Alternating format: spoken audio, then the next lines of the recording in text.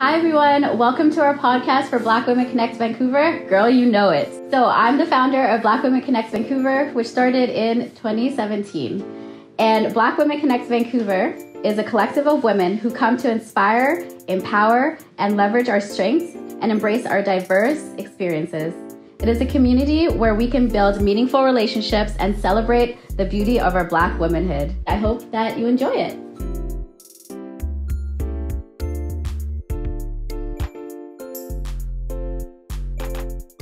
Hey everyone, welcome back to another episode of Girl You Know It. We are very excited to have you to be having this conversation. Today we are going to be talking about singleness and dating. And before we get into that, I'm your host, Elle. I'm Nataizya. And I'm Palesa. Awesome. And we have a wonderful guest. She is a creator. She is an influencer. She is, but I also know her as dear friend, Misha. So Misha, I'm gonna get you to introduce yourself to the people. Amazing. Well, first of all, thank you for having me. I'm Misha, aka I was going to say aka Maseka.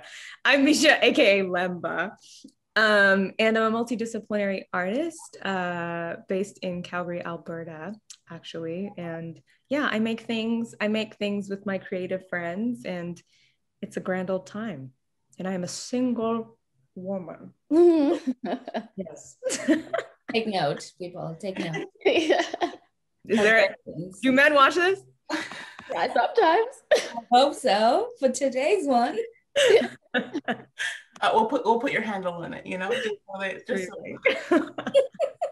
Increase followers 10,000 by the time we take this out. Wow. You'll be busy. Wow, we were really excited to have this conversation. I think when we were planning it, we're like, who should we get on? I was like, I want to talk to Misha. Like, Misha and I have lived together. We've been friends for a long time. We usually do catch-ups talking about dating and singleness. So it just seemed perfect. So to start off, Misha, what do you think about the concept of singleness and dating? You know, the state of it, people's business about it, you know, navigating friendships with people who are in couplehoods, pointing at you too. Uh-oh. The shade. Uh-oh. You're still my winglet, Elle. Even if I'm in a couple, it's still my winglet. I ride for you.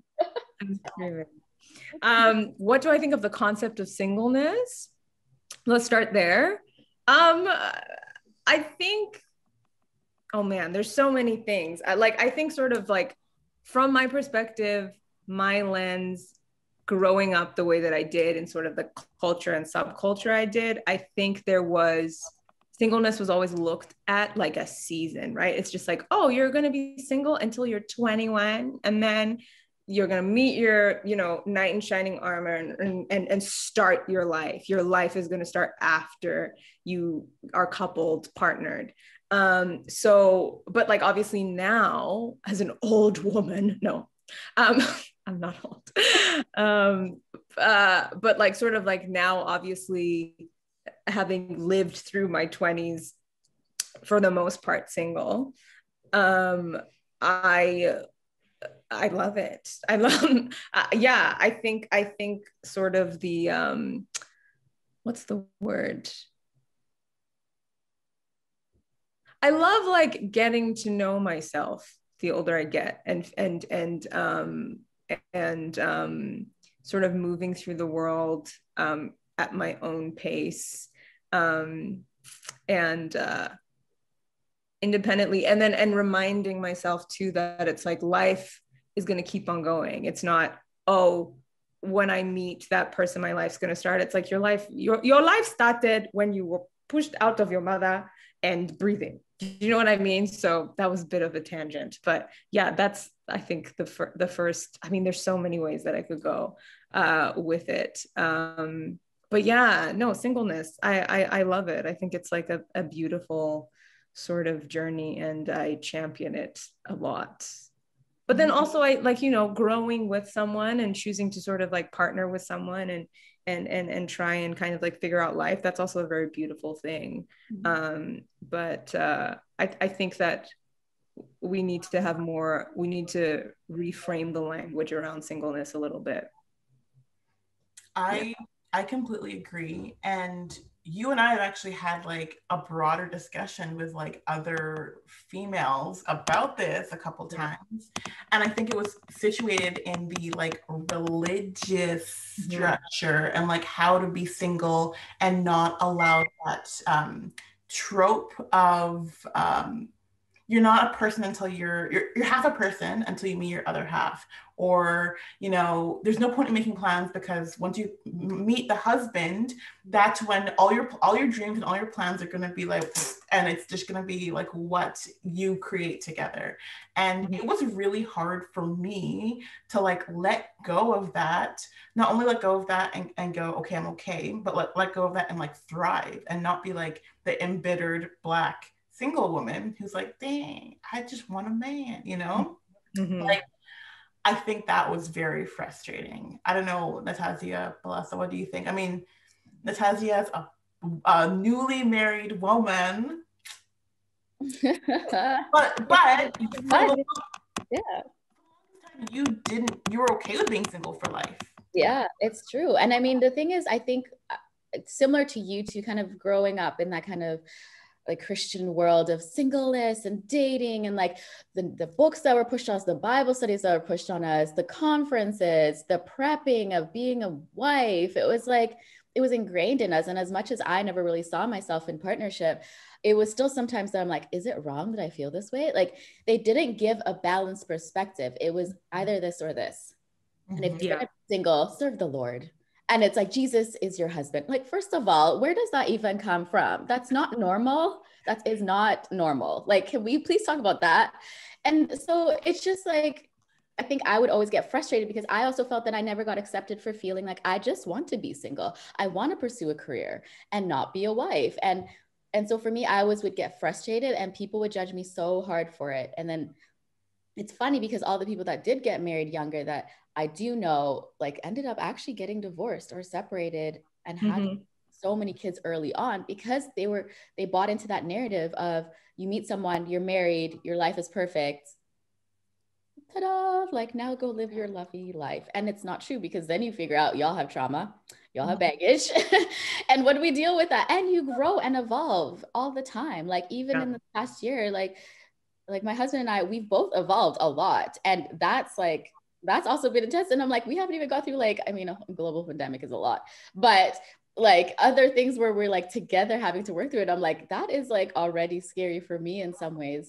But imagine when you're being 19 and 20, just being like, exactly. Wild. And I will be here to champion singleness. I am ride or die. My story, I am single, take it to church. I'm in a relationship now, but my single days, honey, okay. So I was in a relationship. My first long-term relationship lasted 8 years. And that was the first relationship that I was in. It was like fresh in university, you know, and I was like bought into the narrative. Like if I find it, if it's magical, you know, this is going to be the one. I have to commit. I have to work my way towards making sure that this relationship works and we stay together. Okay. And then it didn't work out. Okay. But thank God, because God was like, honey, you're going to find yourself. When you said singleness is about finding yourself, that is exactly what it was for me. It's about finding who I was, what I wanted, what I didn't want, and then deciding if still as an independent person, I wanted to remain single, or even in my independence wanted to be in a relationship. So I feel like the independence part of it is not like I don't need you. I don't want you to need somebody. Want them in your life. Like I want some of you. I want some of you. I want some of you too, you know, but I don't need nobody because I have myself. So that was just my singleness 2 cents. No, I think that like the point that you sort of made about like the clarity that you get, you know, sort of like as a single person with what it is that you actually want and what you don't want, you know, sort of like the bottom line of it all, like what are your bottom lines? And not saying that again, that you can't learn that in a partnership. Maybe is that a little bit, well, actually, I wouldn't say that it's like one is messier than the other. But yeah, it's cool to sort of, you know, within yourself and by yourself be like, okay, these are my bottom lines. These are the things that I'm not gonna do. These are the things that I am gonna do. Okay. Yeah. I like that what you said though, because I do feel like in your singleness, you're able to allow more grace for yourself when you fail situations. When you are in a partnership, you can't really have that because there's a more of yourself in some ways you have to remove, like you move your pride and what you feel should be right. But when you're single and you make a mistake, you're like, ooh, that was dumb. Let me move on. And I've learned, you know what I mean? You're accountable to yourself, which is a good thing because like you said, it's a time of learning and growing. And so that's one thing I really like about singleness too, is because as you kind of evolve and change and all these perspectives are changing, you're allowing yourself to go with that grace too, to be like, okay. And I think bring it back to like what you said, Nataizya, about like 19, 20-year-olds getting into these long-term relationships. I'm coming from a very empirical, scientific, your brain is not formed until you are like 25. So for you to be making such a very large decision and be like, this is my person for the rest of my life. Great people who will, like, it's worked out for, it's fantastic. But for individuals who are like, I didn't know who I was, like me in my big old age of 30, know that last year I was a hot mess. And like, if I'd been in a partnership, it would not have been great. Last year wasn't everybody a hot mess. But even if we took the pandemic away, which is a wild thought, if we took the pandemic away, I still think that I've grown in the past year and known who I was a little bit more. And known my bottom line a little bit better and had more clarity and can communicate that. I don't think I would have been able to communicate that as well a year ago.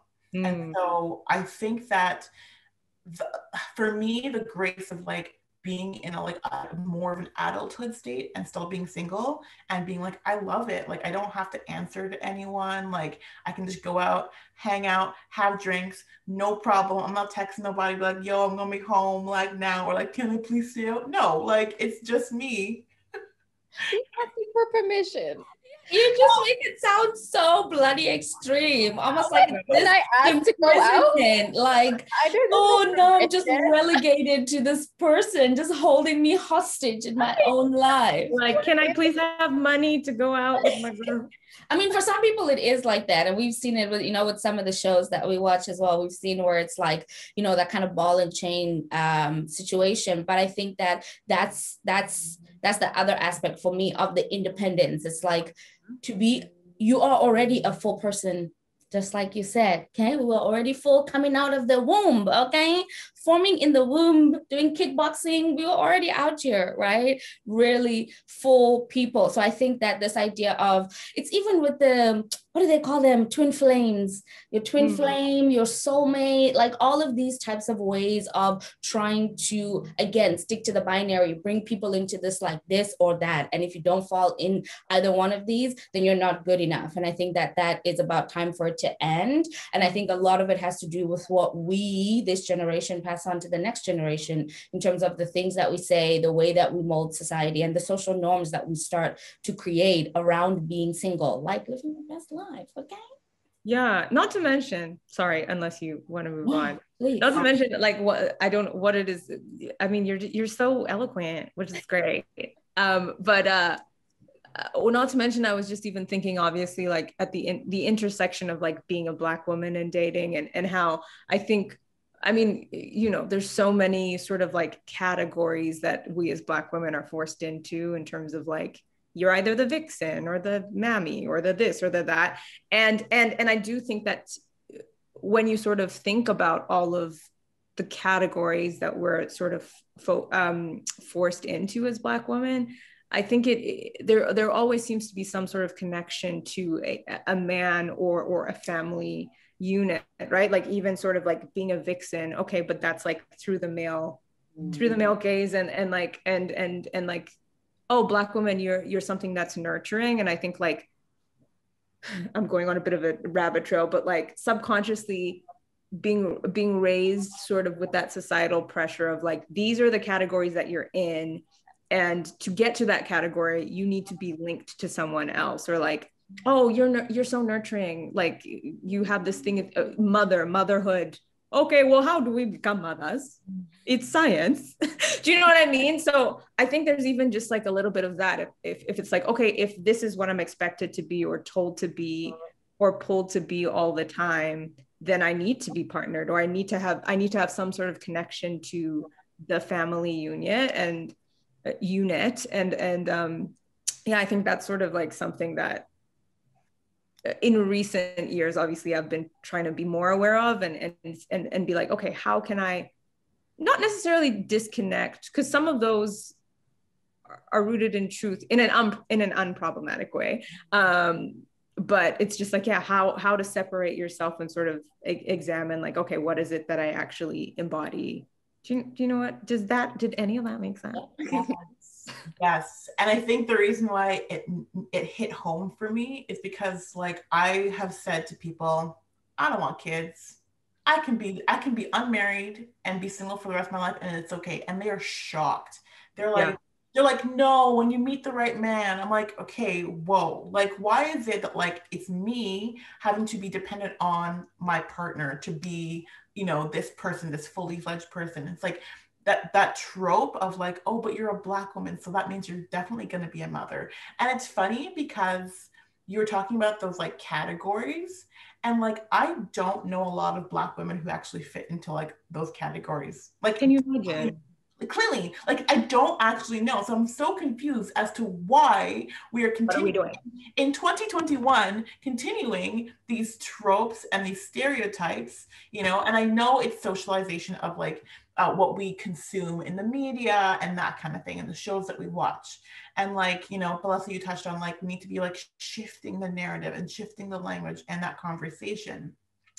So like, but like, how do we do that? I just feel like we know as Black women individually, we'll kiki with our girlfriends about it, but like for all of like the problematic people, how do we get that message out and like be like, y'all, stop putting that on me. Like, first of all, look at yourselves in the mirror. Like, I don't have time for that. But that's the problem, is no one wants to look at themselves in the mirror. So it's always put on us to be like, okay, if you don't fit into this category, find a way to fit in. It's not a, still be flexible, but they don't look at themselves, and no one wants to look at themselves in the mirror because that means they have to fix the whole dating world. I mean, we never expected that dating would have been this way. I don't think anyone would have predicted we would have been swiping left or right to be like, yes or no. I don't think anyone would have sat there and be like, this is going to be the new age of dating. The fact that even meeting someone just in public is foreign now it's so bizarre. Yeah. That it is very bizarre and very like, but wait a second, because how as much as humans want to pride themselves on being evolved in some ways, like where it's like we are past superficialness, let's say we weren't doing swipey, but is it not like the function or maybe the essence the same in the way that it's like when you see someone you like, you're gonna, do you know what I mean? Like, so obviously, like because of the pandemic, because of so many things, technology, the internet, we can now just be like this person, don't like this person. But I mean, if anything, I think in some ways, like what social media or like the internet dating has done is really just like reveal how superficial we are really sometimes as humans, where it's just like, well, when it comes down to it, it's pretty telling like what this person wants at the other end of this exchange. No, it's true, but also rejection. I think it also shows our huge need for how we can handle rejection. Because we can see people when we're walking and be like, oh, like, did you see that guy? He's really cute. I mean, yeah, that could be considered superficial, or it can be considered he's attractive, but are you approaching them? But when it's on an app and you're behind a screen, you can be like, yes or no, but would you have done that in person if they had approached you to be yes or no? Because the rejection aspect is so hard for us to deal with. And that's a problem. And both sides, or whoever is in the dating world, we just have a hard time taking rejection. So it's easier to be behind a screen because you can be like, okay, but we still take it so hard if someone unmatches us or doesn't respond, right? Like how many times do we sit there and be like, I sent a message and he didn't respond, right? And you just sit there in that like rejection. And so it's kind of creating sometimes even worse, because now we don't even know how to revert back into just talking to people because they might reject us even more. because they were rejected us in person or on the app. And I think for me, that's the biggest thing that dating on social media takes away is this engaging with each other, and like the aspect of game and the aspect of like, you know, macking, like, well, I don't know if people call it macking here, but like, you know, back home, you know, you get macked on and stuff like that. And you'd have folks, you know, it might not necessarily be, you know, the deliberate swipey or whatever, but if you're in a social setting, like a party or whatever, you do your swipies a lot because all of them people be coming and going, right? And so this activity is, or maybe it's just me, no, I'm kidding. I was gonna say, I was like, maybe it's just you. I know, I was like, Go I'm in ahead. the corner being like, let me just sit there and have my drink. No, this is back in South Africa. This is not here. These people here don't know what they're doing, but this is back in South Africa. People be coming and going, you know? And so South African man, let's not talk. That's a whole nother podcast on its own. Shout out to y'all. Shout out to y'all. We love our Black men. South African man. I just don't want to. I was in South Africa in 2019, and I was like, just don't make eye contact because like I don't want to like get swooped up. You know what I mean? They're coming for you. They're like, hey, how's it going? And you say no to this one here, and the next one is like, well, it's my chance. It's my chance. Everybody takes the chance, but I really like that. There's still, and I know obviously there's a whole lot of complexities about, you know, the social framework and when it becomes yes and no and consent and all of that stuff. But I think that when I experienced it when I was back home, there was still this middle ground of like, you could say no and you wouldn't be, you wouldn't have to be afraid of rejecting somebody to the point where you just give them your number or whatever the case is, right? But there's also this idea of like getting worn down, like somebody will ask you again and again and again until you get worn down. And so all of these little nuances, I feel like when I was on the swipies, I didn't get that. I didn't get like challenge. I don't know. I was just, I don't know. Maybe I'm just really like talking to people and meeting them in person and like feeling their energy. And I feel like this was very difficult. That's why I went on so many dates, because I was like, let's meet. I can't. Yeah. That's how I can't do this forever. Let's actually meet and let me smell you, because it's a very big part of our engagement. Okay. I'm so obsessed with smelling men. I can't. Nataizya. No, she really likes next to this person. You're gonna smell them. You're gonna sniff them. If you wake up next to them, you're gonna sniff them. When they come close to hug you, you smell them. It's a big thing. It's true. You're absolutely right. It is. I concur.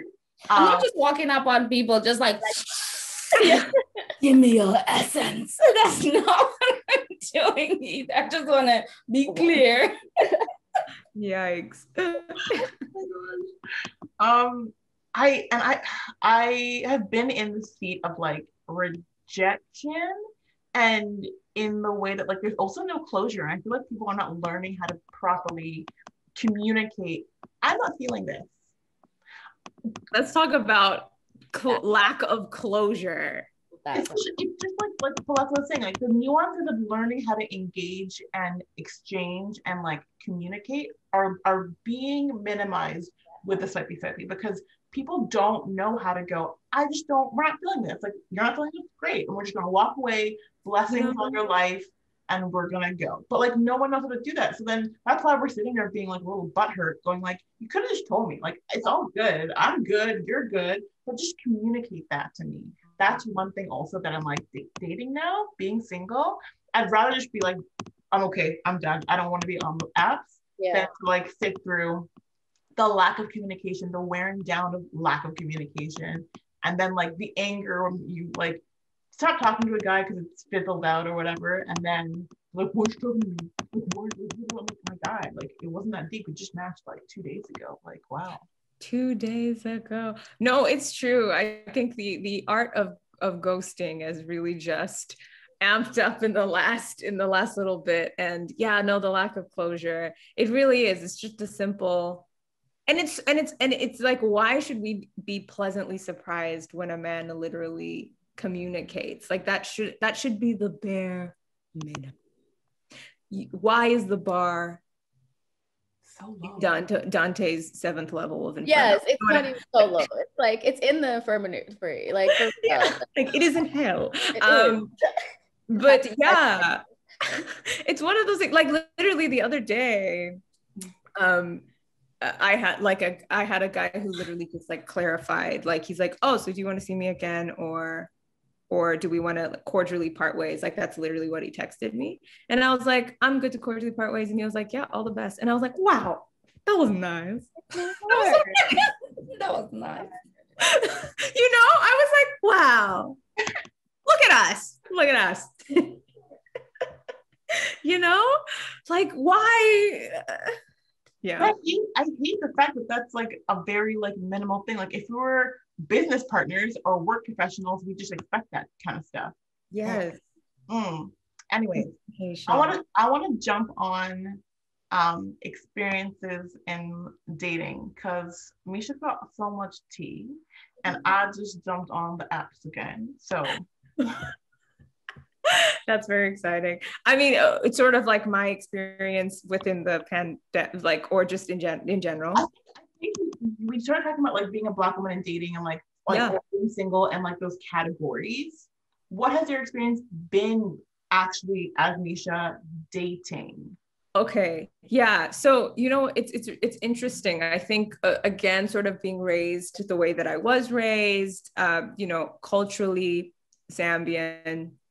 And then on top of that, in the subculture of like kind of modern Western Christianity, purity culture, right? So I think the way that I moved, definitely my teens and like early 20s was very much like, I am holy, I am here holding out for my husband. And which in some ways, like I look back on my upbringing, and I'm so grateful in some ways for the fact that I dodged so much nonsense, BS, you know what I mean? Like, I'm glad that I was in some ways, like, even though I've always been like boy crazy, and a flirt, I was like, no, because I'm only gonna date for marriage, and was like very serious as like a tiny little baby child. So when it came to like the love department, yeah, but then things changed. No, things, I still sort of move the same way, but now kind of like being like, I'm going to just like, I'm now going to take the pressure off of whatever it is that society's been telling me to be like, you need to be partnered, you need to be partnered, you need to be partnered. Your uterus is shriveling up. You need to be partnered, you know, and kind of moving in a way where it's like, we're just going to go on dates. I want somebody's son to just wine and dine me. Yesterday, I was wined and dined by a hot doctor. It was nice. It was nice. Yeah. He picked me up in a Jaguar. I was like, this is the life exactly. I should be living, you know? Exactly. We had a great conversation. I'm sorry. Can just fast forward past the situation. Tell us the story. Tell us the story. It's just like a doctor wined and dined a Jaguar, and then you're like, so moving on, Dante's Inferno. No, go back to the date. Go back to the date. Tell us the tea. Screaming. Okay, well. Yeah, no. So I've been sort of, okay, wait. A little bit of a lead up to it. So when I sort of made the decision within myself, this was probably like last summer, that I was like, I'm going to date. You know, I announced it to my sisters. I announced it to my friends. I was like, I am re-entering the streets. And after like 10 years of like not, right? In the beginning still, I was still functioning in a way where I'm like, I'm re-entering the streets and I'm going to try to like not make it like so crazy, but your girl went and caught feelings for like the first shiny guy that she you know, sort of dated, and that was a whole mess. Okay. So that happened when you fall in love with an F-boy, right? Like, it's just, it's a mess. It was an absolute mess. And then sort of like cut to, there was a bit of like a manic, like, oh my goodness, I just need to sort of like get whatever this experience was out of my system. And I'm just going to like keep on. The way that I reacted was like, I'm just going to keep on dating. And it was interesting though, because like in that period after Crazy McCrazy Pants, I was learning so much about like, myself, obviously. I think it sounds, you know, so obvious in some ways, but there were so many experiences where I was like, oh, actually, yeah, that was very problematic. This was very problematic. Oh, he did this well. You know, you just learn from tasting all the flavors in the rainbow. But anyway, and then and now I'm sort of in this in a more kind of like equilibrium state where it's just like, okay, whatever, I am open, and whatever happens sort of happens with the men I meet, and I'm having fun, like hot girl summer in some ways. But yeah, so they did do the doctor. Okay. Yeah, no, it was really great. We've just been chatting away, and he made it pretty quickly to being like, we should meet. And I was like, thank God, I hate this. And yeah, and then he picked me up in his Jag. He came to the door, opened the door for me. It was a whole thing. I was like, wow, what's feminism? I don't like it anymore. Yeah, it was really great. And then we went to like this you know, like cool, like vibey sort of like fancy lounge in downtown Calgary. The conversation was so great. Okay,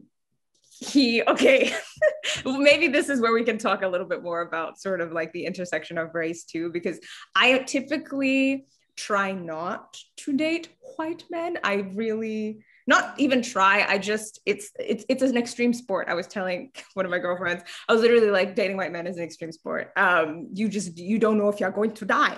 You don't know if you're going to die. This one. Oh, is your partner white? Is that? Yeah. Okay. Well, shout out to him. Shout out to him. But you know what I mean? I got my championship belt. It's just sitting under the camera. I can't see it. But it's an extreme, it really is a bit of an extreme sport, because you honestly never know. You're just like, are you secretly a KKK member? Are you going to kill me? Like, what's going on? Or are you like unaware that of your like white male, like there's all these things, right? So in a situation like that, if I am ever out with a white man, which is not often, I try and get a really uncomfortable comment out the way, like off the bat, to see how he reacts. And I was like, okay, he's an ally, this is great, this is amazing, we love it, he loves the blacks, we love it. Yeah. What? You sound like Trump, the blacks. Yeah, the blacks love me. He's down with the blacks in like not problematic way. And there's also that thing of like the fetish, right? Like, is this a fetish? You're always kind of like, well, there's so many things. I'm rambling at this point, but to cut a rambly, not very eventful story short, it was lovely, and I'm probably gonna see him again. We'll see. Okay. Let me know if you want some gym sessions. I'm screaming. We can train together. I'll host some workshops. A marathon. I'm just joking, y'all. Do not come to me. Do not come to me. Yes, no. It was really nice to sort of be, and oh yeah, sorry. Back to my actual point about everything that I was saying is that what I have experienced sort of dating at a more mature age, which is not anything, I'm 29, like, but please. But sort of re-entering in my late 20s, almost 30, is there's just more, you're more grounded, right? Like the older that you are, it's just like what would have been an insecurity 5 years ago is something that I've completely embraced about myself. What would have even like the what's the word, the like silence in a conversation, you know, 23-year-old Misha would have been like, ah! But now I'm like, no, we can have silence, you know. And I'm a talker, and I'm someone who, it's not that I don't like silence, but like I'm someone who would probably fill in the silence. And yeah, there's just so many things that are just so much nicer the older I get. And you know, you're able to recognize disrespect quick, and you can exit. So you can be sorry, I don't have time for you and your higgy haga boyhood nonsense, right? So stuff like that has been really, really great. And you know, sometimes I am still a silly girl, but for the most part, For the most part, my experience has been really, really great. Like, I mean, I've had some hilarious experiences where it's like, you know, guys are out here calling me bootylicious, and I said, for what? For why? Oh yes. And you know, one guy said that I look like Beyonce. I said, What, like, why are these comments? I don't understand. I don't understand where, at what point. Beyonce is this color. Like, Beyonce is literally the color of my shirt. Like, what are we doing? So yeah, like, yeah, okay. I can go on. There's so many. I really love that, though, the nuances of being on dates, being single, being like older as you grow as well. I find that, you know, obviously with experience comes a lot of wisdom as well. What would you say is like one of your biggest, I don't want to, you can call it a biggest mistake that you've made, whether it's about yourself or something that you've projected while you're kind of in this stepping into the streets. The streets are calling your name. Hey, I'm going to the streets. Hey, the streets are calling your name. Hey, I'm going to the streets, right? So even exactly. So even in that, what is one mistake that you're still like, okay, this thing is one thing that I still want to like power through and work through and still like fix and work on, even though it doesn't mean that you're broken. Please, people, when I say problems or things, don't take it like you're broken. These are just words. Don't make extremes. Yeah, I think honestly, like in the sort of big mistake at the beginning of me stepping back into the streets, where there was a lot of, I am a person, because again of the way I was raised, you know, religious background, culture, all of these things, I am already a person who is extremely, like, once I attach, you know, and I'm like, I was raised to be a wife. So, you know, I'm going to, let's get deep, let's get comfortable, let's hug souls. And I think that is something that I'm sort of teaching myself to be like, okay, like you need to, it's going to sound so cliche, but like protecting my heart, right? Protecting my heart and not jumping in too fast, or not necessarily like giving the things that are sacred and precious to me. And I don't even necessarily mean like physical or anything, like, you know, the parts of me that are reserved for myself, that are reserved for my closest friends, that are reserved for my family. I'm someone who's like very, very open. And I think that's something that I've, with the help of even, you know, my therapist being like, hey, like always be checking in with like, yourself, and like, do you need to share that part of yourself right now? We get it that you're a sharer, but like, does this person deserve that? Is this person privileged enough to like get that part of you? So and again, like being in dating and sort of actively dating has been a great exercise in like, you know, learning my boundaries more and more, and again sticking to my bottom lines. And yeah, and then I would say another thing is, I had it and I just completely lost it. I think that's sort of been the biggest one, is like keep the gems that are sacred to myself until, you know, further notice. Yeah. No, I love that though, because I think so many times in like, even going back into the dating world, people are like, okay, now as you're exploring, like share every part of you, like get them to experience you. And it's like, it's true. Like there are still parts of you that you should protect. Like the more energy you keep giving to each person, you're going to feel depleted to the point where you do meet that person you want to give that to, and then you'll get hesitant at that moment because you've just done it consistently. And so I think that that's true, because I think I did that a lot too. I was like learn all about me, like learn my traumas and blah blah blah. And it's like, oh, by the time I actually have to talk to someone who I want to tell, it's like, I don't want to tell you about all this, I'm over it, like, you know what I mean? Like, but they have to know now, because we've reached that level of intimacy that we need to share that part of us. So I like that. That's good. Yeah. I mean, that's a real gem. I'm like sitting here, not questioning, but like evaluating the ways in which I'm approaching dating right now.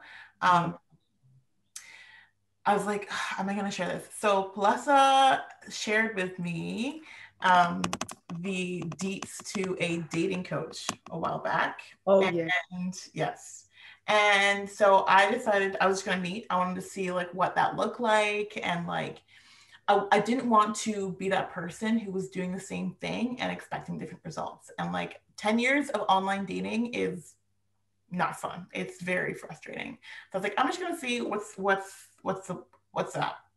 So we met. She was great. She charges like, what did I say? It was like $5,000 or something yeah, crazy. Like $6,000 USD. I was like, I'm so sorry. I cannot pay this much money for USD for the possibility of, no, I cannot.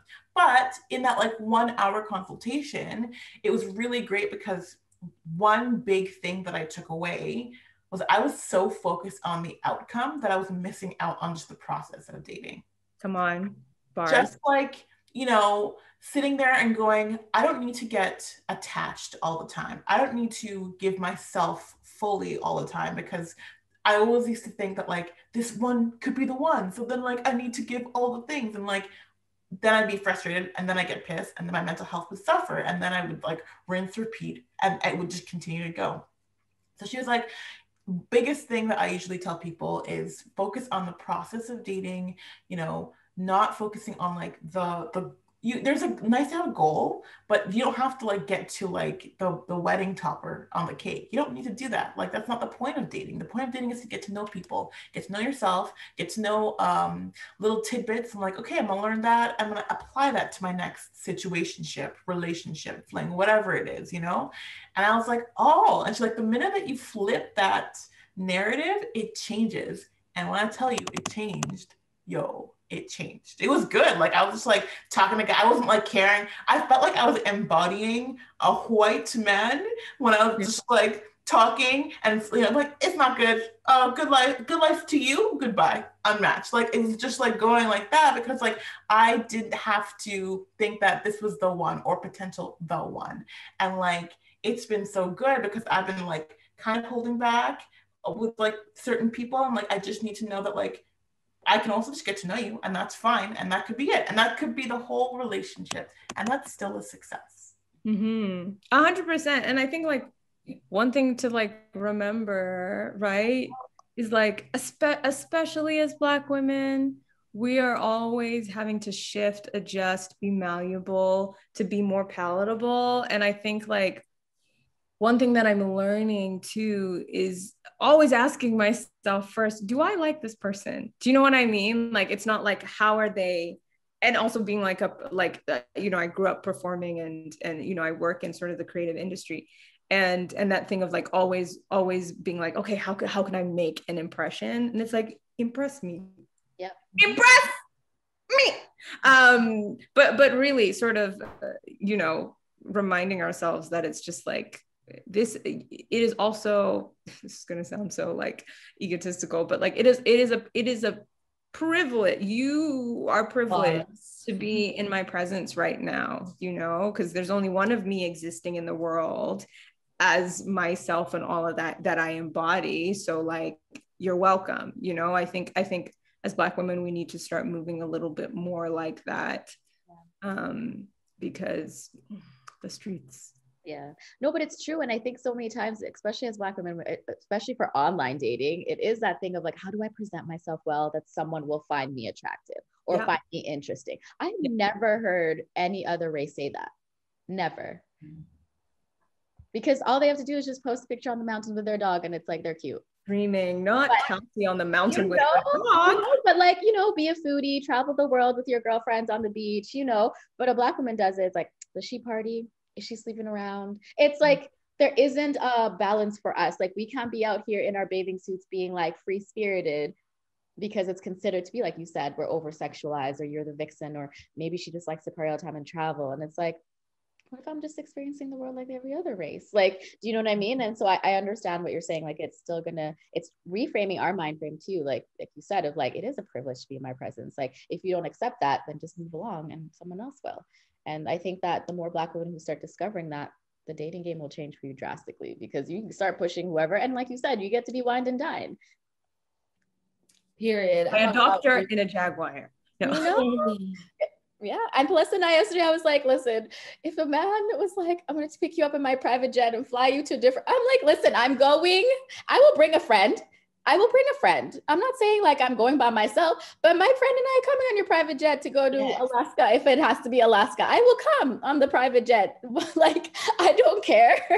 And like, so we're like talking about it with Ellen. I was like, no, what if I don't know this man? And I was like, I am going on the jet. Like, I'm also going on the jet. Literally shots fired. I was like, no, I need to know the man. Like, what if I, why? And then like, Jessica's like, what does he do for money that he's a private jet? I'm like, what are we questioning here? He's coming with the jet. He wants to take you. Take it. Receive your blessings. Yes. There's the Lord. You're busy in your room, Lord. Please help me. There's the jet coming. The jet is coming to take you to the Lord's answers. You're busy playing here, busy questioning. I'm just saying, y'all. Everybody act from your intuition. Trust your gut. Be safe. Okay, bring always. A friend, be careful, and pin your location. Exactly. Can we also talk about though? I don't know if it's happened for other folks, but when I was dating, and I think we kind of texted a little bit about this, people thinking that your profile is a fake profile. Yes, a lot of men think it's a fake profile. Yeah, they're like, oh, it's a fake profile. You just a bot, blah blah blah. I had that so many times. I was just like, because we're too beautiful. I don't understand. Because we're the blueprint. Is that why? I'm confused.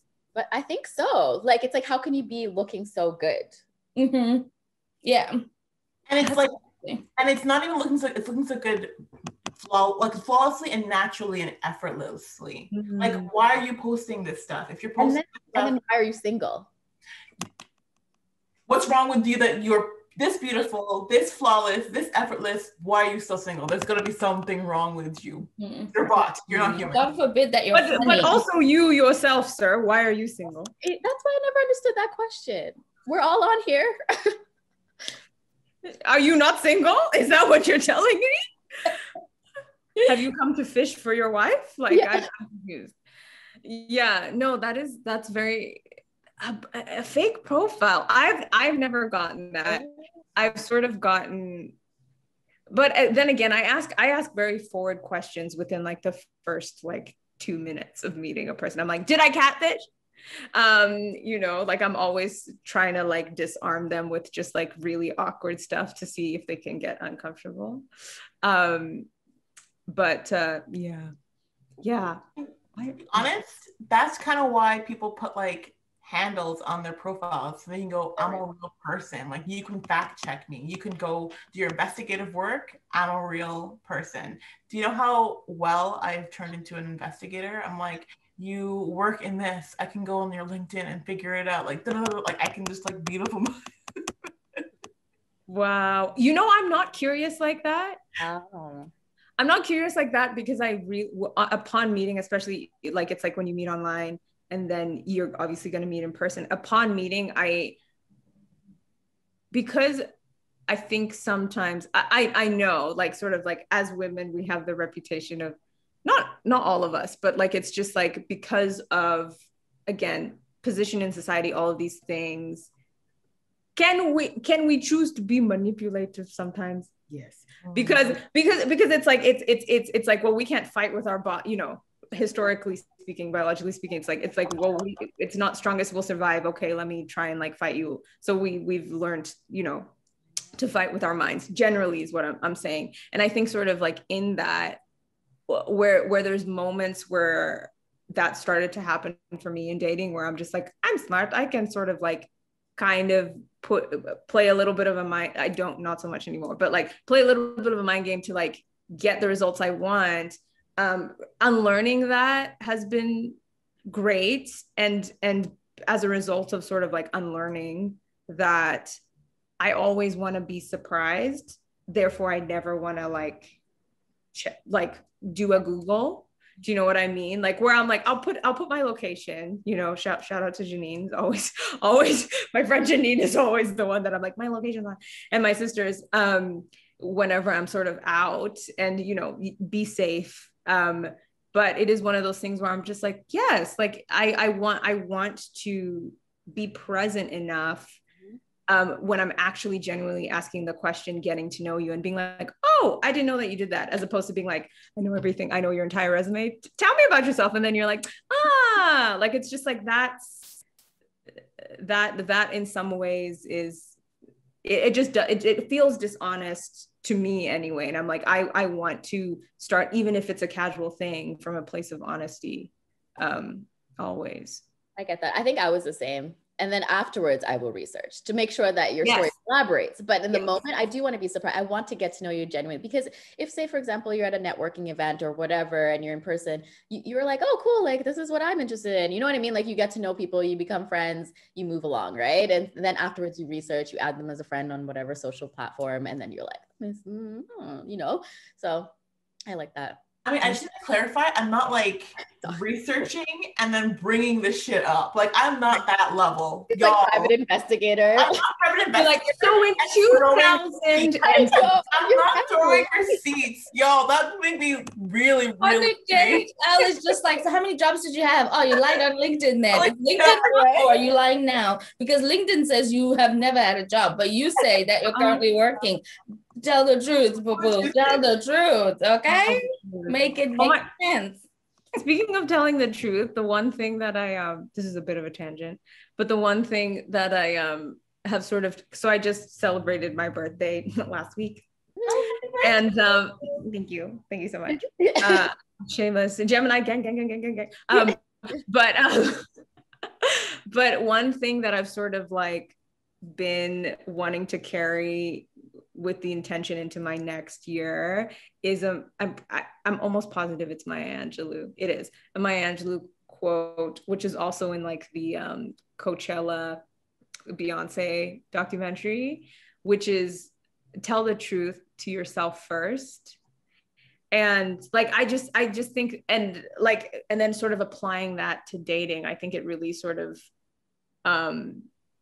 weeds out any sort of, again, hikihaga, wahala, stress, you know, when it's just like, if you are being honest with yourself, I don't think you can necessarily like fault. Does that make sense? Yeah, that makes sense. It's true. Yeah. I think we talk about it all the time. Unless you're true to yourself, you're honest with yourself and how you approach singleness or dating or relationship, you will reach whatever you're trying to get your goal is, because then the rejection doesn't feel so bad. You know, the approach doesn't feel so bad. All the things surrounding it, it's true. And a lot of times people just don't, like we talked about, you don't want to communicate because you're not being true to yourself. That means you have to actually allow yourself to be true to yourself when you communicate. But if you're true to yourself already, the communication's easy. You just be like, blah, blah, blah, blah, and then that's it, you know? But if you're not true to yourself, you don't want to communicate those aspects of yourself. Yeah, exactly. You don't want to surprise yourself, right? Yeah. Like, that's really wild. Then all of a sudden you're like, oh, let me look back, all those red flags that I didn't see. Then you can see the red flags. You're like, dear diary, we see them, we're gonna ignore them, but we're gonna write them down. That's literally I have diary entries like that, where it's literally like, these are the things that are red flags. However, do I still like his face? Yes. Oh wait. Will I see him tomorrow? 100%. Like, you know. When you're wearing rose-colored glasses, all the red flags just look like flags. You're like, cool, let's just do it. Come on. A word. You know? On that note, Misha, thank you so much for the conversation.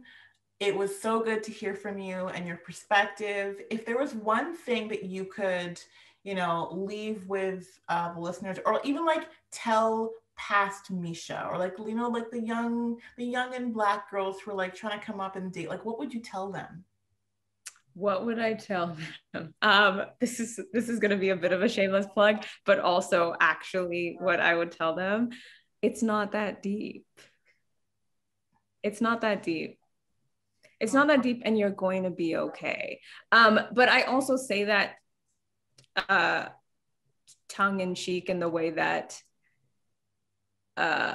everything is also very deep, and always to just be check in with your soul, check in with your heart. If things are not aligning with who it is that you are, what brings you joy, where peace is, it's not that deep, so move on, you know? That's what I would tell to my past self. That is what I'm going to keep on telling to myself now is that, yeah, it's not that deep.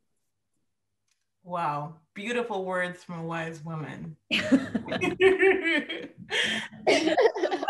so much for having me, you guys. This was so fun. It was. Joining. We'll be back to tell more of your tea. So yes, about the doctor, Mr. Dr. Yeah, tell us about the doctor, the Jaguar. Tell us how it was taking the Jaguar for the weekend. Because you know they'd be out here just letting you do the wildest stuff. These folks, when you get in the championships, they'll just be like, the doors are open, do whatever. And then you're just like, you are wild, but sign me up. Okay, let's go. Amazing.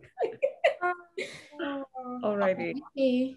Am I taking off now? Bye. Okay. Wow. I really enjoyed that conversation. I always love talking to Misha about stuff because she can go on and on about all of her experiences and just like, yeah, dating and being a Black woman and the situations that you get into. So in terms of takeaway, ladies, what are your takeaways from our conversation? My takeaway is to be honest with yourself. I really like that. And I think it needs repeating. And to be honest with yourself, like even if you're not honest with anyone else, just be honest with yourself. Even if you're ignoring the red flags, just know that you're ignoring the red flags. Like there's no point in hiding it from yourself. There's no point in, trying to lie to yourself or do reverse psychology on yourself. Like at least be on your own side. And that way, even things like not getting the closure won't be so hard to work through because you know that he is going to ghost you because he's a pretty person. So mm-hmm. Yeah, that's exactly my takeaway too. And I think that was my biggest realization in single life is that being honest with myself, like what are my expectations? What do I actually value? All these things I had to evaluate for myself before I step into the dating scene. Otherwise I would end up in messy situations or situations I was like, wow, acts of self-awareness right there. So like there's so many things you do learn in like this single life, but the moment you do see that, and you're going to make mistakes and you just grow from it. You give yourself grace, move along, pout for a day if you need it, but step up again, like you're valued, you deserve it. Yeah. Mm-hmm.